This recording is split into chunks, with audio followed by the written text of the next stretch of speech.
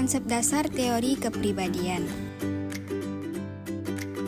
Perkenalkan, nama saya Fadla Zakatul Asifa dengan NPM 2402060038 dan rekan saya. Saya Muti Aktifa NPM 2402060036. Saya Rahman Aidil dengan NPM 2402060048. Pengertian kepribadian. Kepribadian adalah cara berpikir, merasa, dan berperilaku yang unik dan konsisten pada diri seseorang. Ini mencakup karakteristik, sikap, dan kebiasaan yang membedakan satu orang dari yang lain. Kepribadian juga dapat dipengaruhi oleh faktor genetik, lingkungan, dan pengalaman hidup. Kepribadian menurut para ahli. Kepribadian menurut Kartini Kartono dan Dali Gulo dalam Sejar Kawin mengatakan bahwa kepribadian merupakan tingkah laku dan sikap khas seseorang yang bisa membedakannya dengan individu yang lain.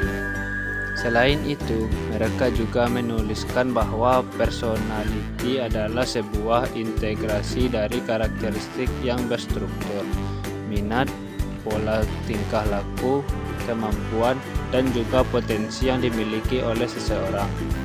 Itu artinya kepribadian adalah semua hal dari diri seseorang yang diketahui oleh orang lain. Proses pembentukan kepribadian. Yang pertama yaitu tahap persiapan atau preparatory stage.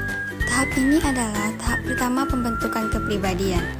Tahap persiapan dialami manusia mulai dari manusia lahir ke dunia. Pada tahap ini, bayi yang baru lahir akan mulai mengenal dan memahami diri sendiri dan kehidupan sosialnya. Tahap yang kedua yaitu meniru atau play stage. Tahap meniru adalah tahap ketika anak mulai melakukan tindakan imitasi dari perilaku orang lain. Aktivitas imitasi yang dilakukan oleh seorang anak akan mendorong interaksi sosial dari anak tersebut.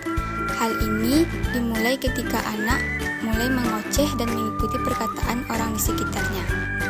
Tahap yang ketiga yaitu tahap siap tindak atau game stage. Tahap bertindak adalah tahap ketika anak mulai mendemonstrasikan perilakunya dalam bentuk interaksi sosial.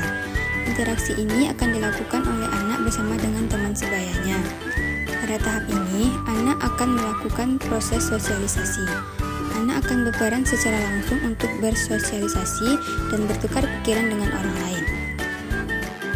Tahap yang terakhir yaitu tahap penerimaan norma kolektif. Tahap penerimaan norma kolektif merupakan tahap terakhir pembentukan kepribadian manusia ketika dewasa. Di tahap ini, kepribadian manusia akan terbentuk lebih matang. Saat menginjak dewasa, manusia akan mulai memahami posisi dan perannya di masyarakat. Pada tahap ini, manusia akan terjun langsung di masyarakat untuk menjalankan perannya. Faktor yang mempengaruhi kepribadian. Yang pertama itu faktor genetik atau biologis. Warisan genetik dari orang tua dapat menjadi faktor yang menentukan aspek tertentu dari kepribadian seseorang. Studi kembar identik dan non-identik telah menunjukkan bahwa gen memiliki pengaruh pada sifat-sifat seperti tingkat ekstroveri atau neurotisisme. Yang kedua yaitu faktor lingkungan. Pengalaman yang seseorang dapatkan dalam lingkungannya juga memiliki dampak besar pada perkembangan kepribadian dan karakter, termasuk pengaruh dari keluarga, teman, sekolah, dan budaya di sekitar mereka. Yang ketiga yaitu faktor pendidikan. Pendidikan dan pengalaman belajar seseorang dapat membentuk pemikiran, nilai-nilai, dan preferensi mereka. Pendidikan yang mendalam dan beragam dapat mempengaruhi perkembangan kepribadian seseorang. Yang keempat itu faktor pengalaman hidup. Peristiwa yang dialami seseorang, baik positif maupun negatif, dapat mempengaruhi perkembangan kepribadian. Trauma atau pencapaian besar, misalnya dapat membentuk bagaimana seseorang mengatasi situasi dan pengembangan sifat-sifat tertentu. Yang kelima yaitu faktor budaya. Nilai, norma, dan keyakinan yang ada dalam budaya seseorang juga berpengaruh pada kepribadian.